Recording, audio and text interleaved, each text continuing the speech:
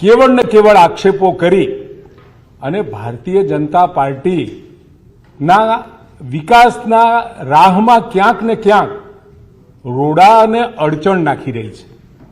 ગુજરાતનો ઔદ્યોગિક વિકાસ થઈ રહ્યો છે અને ગુજરાતના ઔદ્યોગિક વિકાસમાં પણ સતત ક્યાંક ને ક્યાંક પ્રશ્નો ઉઠાવી, ક્યાંક પ્રશ્નાર્થ ચિહ્નો ઉપાડી અને સતત ગુજરાતની પ્રજા, ગુજરાતનો વિકાસ અને ગુજરાતના ઔદ્યોગિક વિકાસ માટે ભારતીય જનતા પાર્ટી આગળ વધતી જેમ જાય છે એમને એમ એમના પેટમાં ક્યાંક ને ક્યાંક દુખતું હોય કે ભારતીય જનતા પાર્ટીને કેવી રીતે પ્રજાથી વિમુખ કરવી, એના માટેના સતત એ આક્ષેપો કરતા રહે છે. જીઆઈડીસી અને ઔદ્યોગિક ગૃહો અને ઉદ્યોગો માટે જમીન ફાળવવાની નીતિ 1962 થી એટલે કે એમની જ જ્યારે સરકાર હતી ત્યારથી અમલમાં આવેલી છે. 1962 થી જે નીતિ એમને મૂકી હતી ઔદ્યોગિક ગૃહોને જમીન માટે જીઆઈડીસી આપવા માટે, એ વખતે ક્યારે પણ ભૂતકાળ તમે જોઈ લેજો, ક્યારે પણ એમને જમીનની હરાજી અથવા તો હરાજીથી પ્લોટો આપ્યા નથી. જે એમના લાગતા વળગતા મળતિયાઓ હતા એમને જે પ્લોટોની ફાળવણી થઈ હતી, પરંતુ સરકારશ્રીના ધ્યાને આવતા પહેલી વખતે 2006ની અંદર ઔદ્યોગિક નીતિ અંતર્ગત જીઆઈડીસીમાં પણ લગભગ 239 જેટલી આ જીઆઈડીસીના એકમો રાજ્યમાં સ્થપાયેલા છે. એમાંથી 161 જેટલા સેચ્યુરેટેડ એટલે કે 90% કરતાં પણ વધારે ઉદ્યોગો જ્યાં સ્થપાઈ ચૂક્યા હોય અને જીઆઈડીસી એક નોન પ્રોફિટ મેકિંગ આ સંસ્થા છે. આમાં પ્રોફિટને અવકાશ નથી, પરંતુ ઉદ્યોગો અહીંયા આવે, રોજગાર પેદા થાય, રાજસ્વ પેદા થાય અને રાજ્યના વિકાસમાં એ પોતાનો ફાળો આપી શકે. એના માટેની નીતિ 2006 થી વધુમાં વધુ પારદર્શી રીતે બને એના માટે રાજ્ય સરકારે ઔદ્યોગિક નીતિ અંતર્ગત જીઆઈડીસીમાં પણ કેટલાક ફેરફાર કરી અને 90% કરતાં વધારે પ્લોટોનું વેચાણ થાય તો એને સેચ્યુરેટેડ એટલે કે સંતૃપ્ત જીઆઈડીસી તરીકેનો દરજ્જો આપ્યો છે. અને એવા જ સંજોગોમાં ત્યાં આગળ હરાજીથી ઉદ્યોગ ગૃહોને જમીન ફાળવવાની નીતિ આપણે અમલમાં મૂકી છે, પરંતુ જ્યાં આગળ 90 કરતાં ઓછા ઉદ્યોગો અથવા તો પ્લોટોની વહેંચણી થઈ હોય એવી જગ્યાએ અનસેચ્યુરેટેડ ગણી અને અરજીઓ મંગાવવામાં આવે છે અને એ અરજીઓમાં નીતિ પણ નક્કી કરી છે. એ અરજી માટેની સ્ક્રુટિનિટી કમિટી પણ બનાવવામાં આવી છે અને સ્ક્રુટિનિટી કમિટી આ ઉદ્યોગ ગ્રહ એના ઇન્ટેન્શનની સાથે સાથે નાણાકીય માળખાકીય સક્ષમ છે કે કેમ એની ચકાસણી કર્યા પછી એના ઉદ્યોગને આનુષંગિક જેટલી જમીનની જરૂર હોય એટલી જ જમીન ફાળવવાની નીતિ એ જીઆઈડીસી દ્વારા નિર્ધારિત કરવામાં આવી છે. અને એ જ પ્રમાણે આજે પણ એ વાત ચાલી રહી છે. જ્યારે સેચ્યુરેટેડ ઝોનની જે પહેલી મિટિંગ 518મી મિટિંગમાં જે નક્કી થયું એમાં મિક્સ ઝોન હતા, સાયખા અને દહેજ, અને સાયખા અને દહેજમાં કેમિકલ અને એન્જિનિયરિંગ એમ બંને વિભાગો, એમ બંને ઉદ્યોગો માટેની ત્યાં આગળ અવકાશ હતો. પરંતુ ત્યાં આગળ કેમિકલ ઉદ્યોગ અને એના પ્લોટો વધારે 90% કરતાં વધારે અપાઈ ગયા હતા અને એના કારણે એ વખતે એને સેચ્યુરેટ જાહેર કરી. પરંતુ કેટલાક ઉદ્યોગ ગૃહો અને ઉદ્યોગ મંડળો દ્વારા આ બાબતની રજૂઆત થઈ કે આપણી જે ઔદ્યોગિક નીતિ છે એ નીતિની અંદર સમગ્ર વસાહતમાં 90% કરતાં વધારે પ્લોટોનું વેચાણ થયું હોય, ઉદ્યોગો ચાલુ થયા હોય તો જ આ નીતિ અમલમાં આવી શકે. એના કારણે 519મી જે આપણી જીઆઈડીસીની કમિટીની મિટિંગ મળી એમાં ફરીથી આપણે નિર્ણય લીધો કે આ ઉદ્યોગ ગૃહોની માગણી અને લાગણી યોગ્ય છે અને એના કારણે આપણે એને અનસેચ્યુરેટ જાહેર કરી. આમાં ક્યાંય ગેરરીતિના અવકાશ નથી. આપણે કોઈ પ્લોટનું વેચાણ નથી કર્યું અને સખિયામાં વાત કરી કે લાખો કરોડોનું ભ્રષ્ટાચાર થયો, વેચાણ કરી દીધા. હકીકતમાં એક પણ પ્લોટનું વેચાણ આપણે આ બંને જગ્યામાં કર્યું નથી, પરંતુ દહેજ કે જ્યાં આગળ 90% કરતાં ઓછા ઉદ્યોગોની સ્થાપના હતી એના કારણે ક્યાંક માગણીઓ આવતા એમાં જમીનની ફાળવણી કરી છે, પરંતુ સખિયામાં એક પણ પ્લોટની આપણે ફાળવણી કરી નથી અને આ ફાળવણી પણ બિલકુલ પારદર્શી રીતે અને યોગ્ય રીતે થાય એ કમિટી દ્વારા નિર્ણય લેવામાં આવે છે. ભૂતકાળમાં આવી કમિટી દ્વારા ક્યારેય જ્યારે કોંગ્રેસની સરકાર હતી એ વખતે કોઈ પણ પ્રકારની જાંચ પડતાલ સિવાય પ્લોટોની ફાળવણી થતી હતી.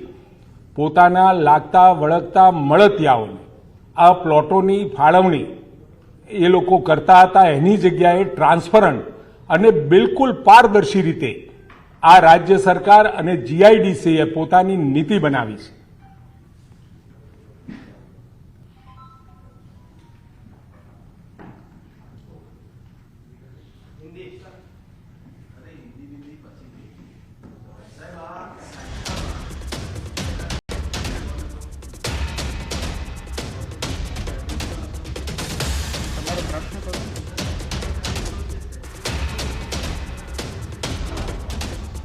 સરકારના પ્રવક્તા મંત્રી ઋષિકેશ પટેલ, જેમણે કોંગ્રેસ પ્રદેશ પ્રમુખ શક્તિસિંહ ગોહિલના આક્ષેપો પર જવાબ આપ્યો.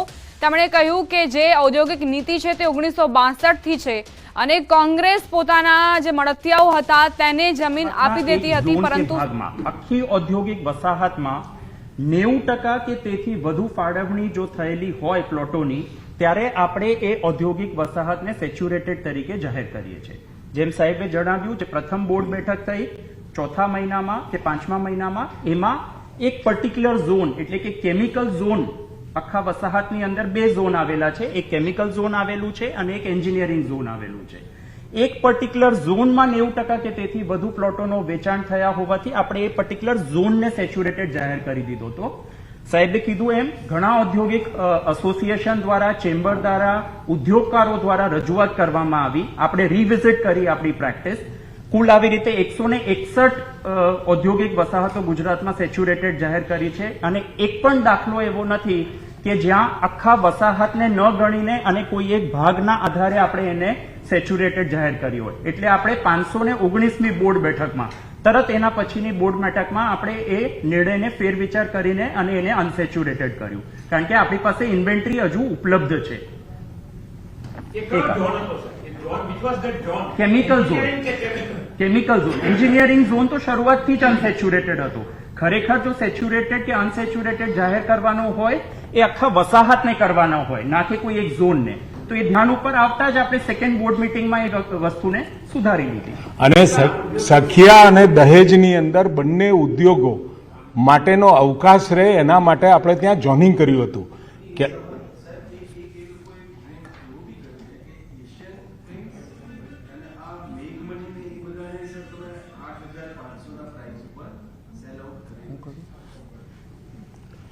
હકીકતની અંદર એશિયન પેઇન્ટની જે વાત કરી છે, એશિયન પેઇન્ટે કોઈ પ્રાઇવેટ વ્યક્તિએ પાસેથી એ જગ્યા લીધેલી છે. જીઆઈડીસીએ એલોટ કરેલી નથી ને. જીઆઈડીસી હંમેશા લીઝ ઉપર આપે છે. નહીં, જીઆઈડીસીએ કોઈ થર્ડ પાર્ટી પાસેથી પરચેસ કરેલી છે. સોરી, એશિયન પેઇન્ટે કોઈ થર્ડ પાર્ટી પાસેથી જીઆઈડીસી ની અંદર પ્લોટ પરચેસ કર્યો છે. મેં કોઈ એક્સ વ્યક્તિને પ્લોટ ફાળવણી કરી હોય, એક્સ વ્યક્તિ વાય વ્યક્તિને વેચી શકે છે. એમાં જીઆઈડીસી નો ક્યાંય પણ કોઈ રોલ નથી આવતો. ના એ શું ભાવે વેચે છે, મફતમાં વેચે છે, વધારે ભાવે વેચે છે, GIDC is never concern with that. સાહેબ, એમણે તમે આક્ષેપો ઉપર ક્લેરિટી કરી, પણ એમણે સુપ્રીમ કોર્ટ અથવા તો હાઈકોર્ટના જજની ઇન્ક્વાયરી કમિટી એમની અપોઇન્ટ કરવા, એના વિશે તમે કઈ ક્લેરિટી નથી કરી. તમારું એના ઉપર શું કહેવાનું? એ મનગઢંત આક્ષેપો કરે એના માટે કમિટીઓ બેસાડવાની જરૂર નથી. બિલકુલ ટ્રાન્સપરન્ટ રીતે આખી પોલિસી બનેલી છે અને ક્યાંય 1 રૂપિયાનું પ્લસ માઇનસ નથી થયું અને એમના માટે જ્યાં દાદ માગવી હોય ત્યાં દાદ માગી શકે છે અને કદાચ એ દાદ માગે અને એક પણ આક્ષેપ એમનો પુરવાર થાય તો હું એમને અભિનંદન આપીશ. પોલિસી ફ્લોપ નથી. Policy is a constant but તો તમે કેન્ડિડેશન્સને કે અરજીઓ શેના માટે કરાવતા? તમે જાણતા હતા કે અહીંયા આગળ 90% ભરાયેલું નથી, તમે અરજીઓ પહેલા મંગાવો છો પછી રદ ના હું તમને ક્લેરિફાય કરું.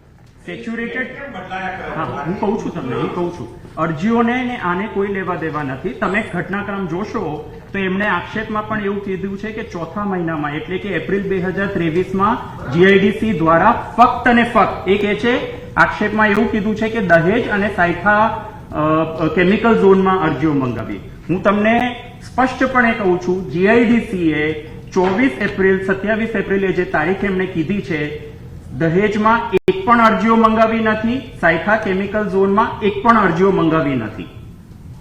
એટલે એ તદ્દન ખોટી વસ્તુ છે જે એ કહી રહ્યા છે કે દહેજ અને સાયખા કેમિકલ ઝોનમાં જીઆઈડીસી દ્વારા એ ગાળામાં અરજીઓ મંગાવી હતી. જીઆઈડીસીએ એ ગાળાની અંદર ફક્ત ને ફક્ત સાયખા મિક્સ્ડ ઝોનમાં અરજીઓ મંગાવી હતી અને જે શરૂઆતથી જ અનસેચ્યુરેટેડ છે, એ ક્યારે પણ સેચ્યુરેટેડ થયો જ નથી. એટલે એ જે વિગત આપે છે એ સાવ ખોટી છે.